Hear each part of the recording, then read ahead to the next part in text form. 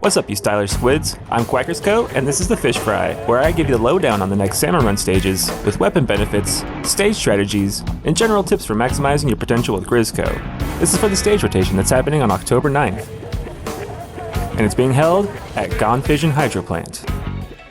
This run features the weapons, the Splat Charger Jr., the Dualie Squelchers, the Splat Charger, and... Oh, really?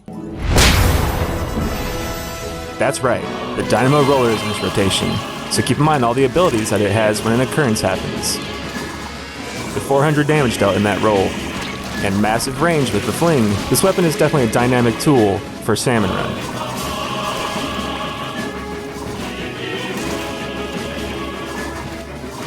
But keep in mind how much ink that weapon uses up.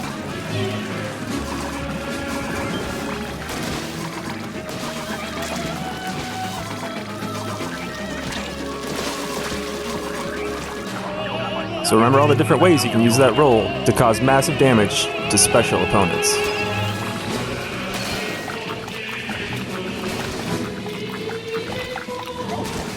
Which means there's a responsibility on the Splat Charger Jr. and the Dualie Squelchers player. They're going to have to paint as much as possible so that that Dynamo player can get to where they need to deal that damage. And of course with Fission, every little drip of ink on those walls matters.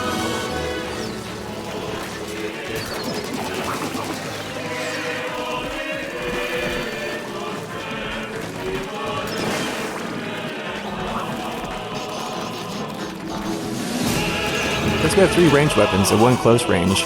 Make sure you get that close range weapon nice and close to deal all its damage.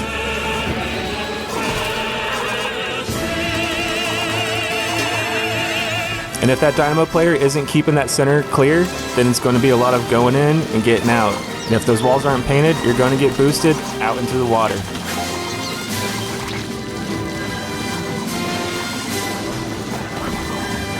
Just keep in mind all those different corner jumps and different movement variables you have. You're probably going to need them. And more than any rotation so far, stay away from the shoreline as much as possible with this one. The Dynamo shouldn't get out there, and neither should you. Let them get close and destroy them when they get to the pit. And especially now, in between waves, we're going to want to paint more than ever before. So when you go into that pit to collect an egg or to put one in the basket, make sure you get up as quick as possible. And don't forget, if you revive someone right in the last 3 seconds, their iframes will keep the match alive and clutch it for you. Here's a showcase of all the movement variables you have at the shoreline during a normal tide. Like I said, don't go out there, but if you do, make sure you have the tools to get back up to where you need to go.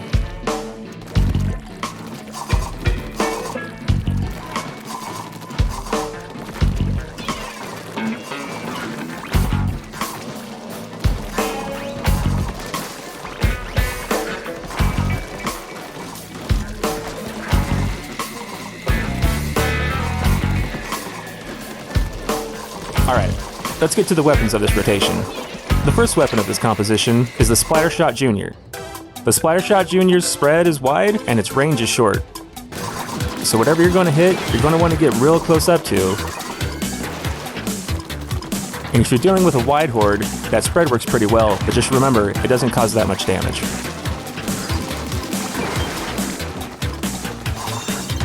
The second weapon of this rotation are the Dualie Squelchers. The Dualie Squelchers support a really high range, but the fire rate's a little bit slower. You've got dodge rolls too, but because of that cooldown, you're only going to want to use it in certain situations. Just like the Splat Charger Jr., you're a wall painter. Get those walls painted.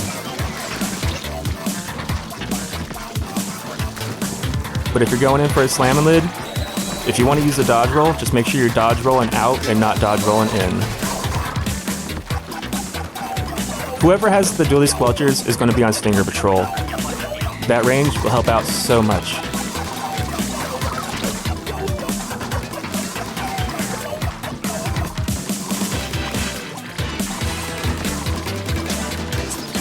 The third weapon of this rotation is the Splat Charger.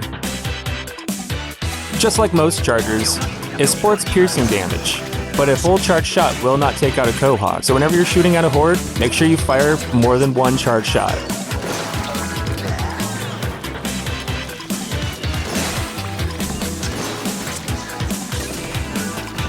And when dealing with stingers, make sure you use quarter shots to take one bucket out at a time and have a little bit more charge in case something sneaks up on you. This weapon will be about playing defensively and looking for that opportunity to cause massive damage to a boss or to a horde. This weapon is really great for taking out flipper floppers in the air. Make sure you don't get tunnel vision or else you're going to get splat. The last weapon of this rotation is the Dynamo Roller. The Dynamo Roller fires very slowly, and its flit causes 200 damage, while the fling causes 300 damage, and the roll causes 400 damage. The thing just eats up ink like crazy, so you're going to find yourself out of ink a lot. Don't feel bad for activating a special just to top off on ink or to get yourself out of a sticky situation. At full ink capacity, you can make it from one corridor to the next, which is very helpful.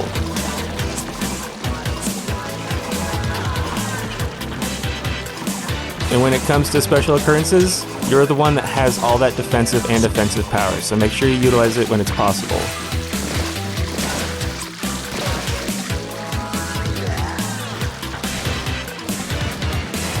Of course, you can hop while you're rolling to get over big shot waves. And if you ever come across a stinger, hopefully someone helps you out because it is slow and you should not approach one. But you can defend whoever is going for it.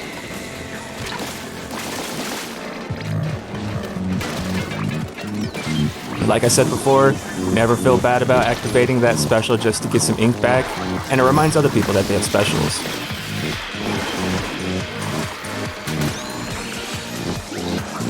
Another thing to note about the Dynamo is after one attack, you still have enough ink to throw a bomb. So keep that in mind if you want to take out a fly fish, and vice versa, once you've thrown a bomb, to do one attack. So at that point, you can hold the roller out and slowly get ink back. That way you can plan out your strategy next. So be very patient and don't get too egg hungry. On low tide, it works really well. On clearing that central lane, this thing has a massive range when you get used to using it, and that roll damage is so massive that you almost never want to put that roller away.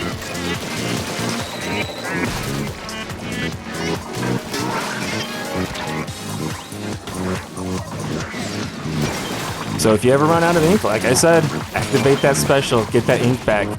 Whatever it takes to get that clear.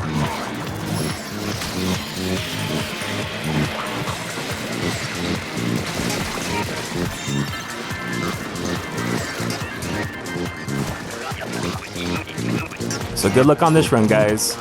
And remember that the fish fry comes out before the stage rotation. So if you want to catch these updates when they're hot and fresh, make sure you subscribe and hit that bell. And if you want other fellow Grisco employees to receive these tips, make sure you like and share the video. Bye-bye.